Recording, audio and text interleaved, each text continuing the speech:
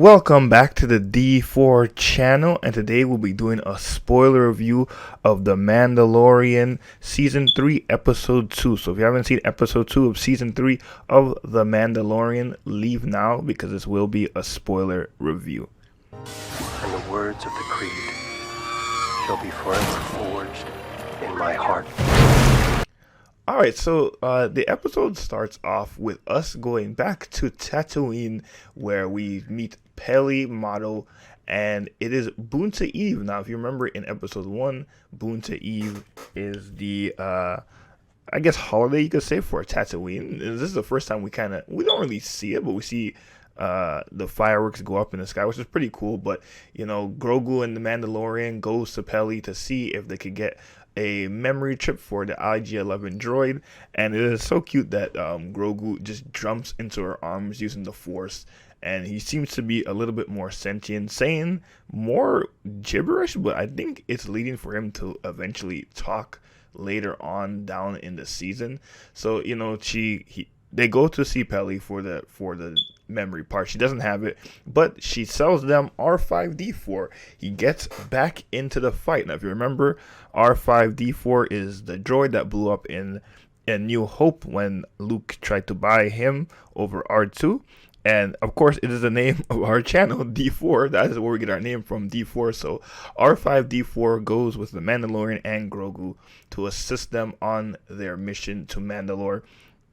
And it's just very cool to see Din Djarin basically teach Grogu about navigation, how a Mandalorian needs to figure out his way through the galaxy. So that was pretty neat. And clearly, as we see later on during the episode, that Grogu is actually absorbing every little information he sees. But it's very fun to see like R5 basically saying, no, I don't want to go and check, you know, the readouts of this disastrous planet.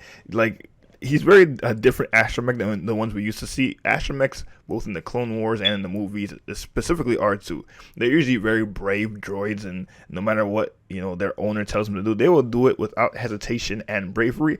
R5D4 is not one of those droids. He is entirely scared, and he does not want to do it, but the Mandalorian makes him do it anyways. And I just love like how Grogu is so worried about D4, and of course D4 disappears on the scope, so Mandalorian has to go out and basically, you know, he has to go out and check it out for himself, because everyone thinks that this planet is poisonous and you cannot breathe air into it. And he gets attacked by these weird creatures. I don't even know. I forgot what. I think Bo-Katan calls them a name, but he gets attacked by these weird creatures, and he tries to use the Darksaber against them. He's clearly still struggling to use the Darksaber, which I guess is cool to see, because he's still not in one with himself yet. And the blade, the Kyber crystal, he has to connect with it, and I don't think he's fully connected to himself at all, so he's having a very hard time wielding the blade. But he does dispatch the creatures, and he finds R5D4, and they continue down on into the planet's I don't want to say mines. I guess mines is what you call them, but they realize that the planet is not poisonous. You could breathe in it, so they head down. And then one thing I love about this show is that it's showing a lot of architecture from the Clone Wars. If you've watched the Clone Wars, specifically the Mandalorian episode, it is the same city, but now because it got bombed, it's underground. And to see all the creatures in the doomed city was really cool. And so they get attacked by this, and I'm not the only one. It kind of gave me Grievous vibes, maybe because it was more machine than actual organic life form, but they get attacked by this weird, scary looking alien creature.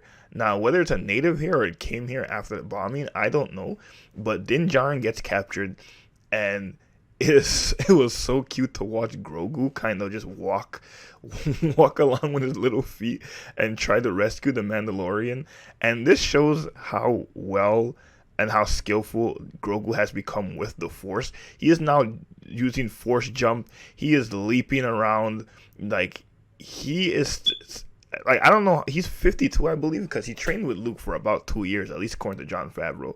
So, and he's been part of the Jedi Order before the fall during Order 66. So he's becoming more proficient with the Force, as we see when he pushes that creature with the Force, and then he rushes into the ship. And he's clearly been keeping track because he tells R5D4 to go back to Bo-Katan, where she is located, to get her help. And of course, Bo-Katan is still being miserable. She is tired of all this. She just wants to be left alone. But when she sees Din Djarin's not in the ship and just Grogu, she realized something went wrong. So she follows Grogu back with her own ship back to Mandalore, and just to see her face of, you could see everything that had happened to her in the past. And of course, if you watch the Clone Wars, you see all that history in her eyes. And of course, the same person who voiced her in the animation is playing her in live action, Katie Sackhoff. So they go down, Grogu goes down with Katie Sackhoff, and it is just good to see Bo-Katan Kryze in action, like, unlike Din Djarin. And Din Djarin, don't get me wrong, Din Djarin is a very skilled Mandalorian. He's a very skilled warrior. But Bo-Katan just has this level of experience and deadliness over him that he clearly does not have. She dispatches those creatures that attacked Din earlier on in the episode with quite ease.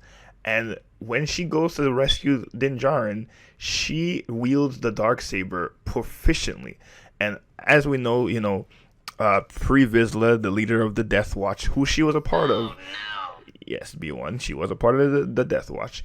She was part of Death Watch with Pre Vizsla, who holded the Darksaber. And then, of course, he was defeated by Darth Maul, who wielded the saber.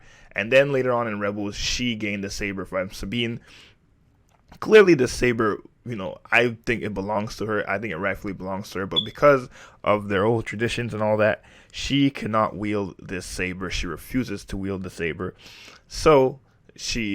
But she takes it for this fight because Din is trapped and the saber's on the ground. And she wields it with awesome proficiency and deadliness.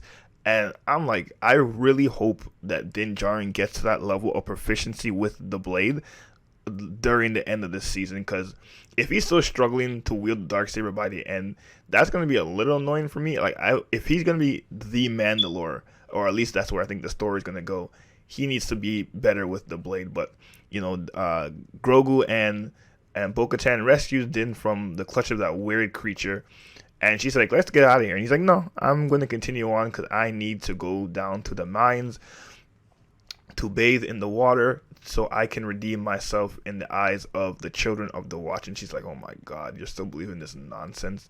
Like, it's very cute how you believe in these children's stories. But it was very cool to get a little bit more backstory on Bo-Katan. She talks a little bit about her father, and she doesn't say Satine's name, but she talks about when she had to take the creed herself back when she was a kid, and how she didn't embarrass her father. And we got a little backstory about her father. We never met her father, both in animation or in live action, so that was new information to hear. And that he died protecting Mandalore. I'm assuming during the Civil War Mandalore had, around the events, I want to say before episode 1, basically where I think Jango probably would have been in that fight as well before he became a bounty hunter, which I really hope we get stories about Mandalore kind of before that, because it seems like there's a lot of history there. We didn't get to see we heard, but we didn't get to see the story of Obi-Wan first meeting Satine and this whole civil war that turned Mandalore into the peaceful culture that they eventually end up trying to be in the Clone Wars series. So I really hope we get a little bit more of that. But they walk into the mines, and Din Djarin says his creed. He walks into the water and clumsily falls all the way to the bottom. And what lies in the bottom but a damn mythosaur dragon?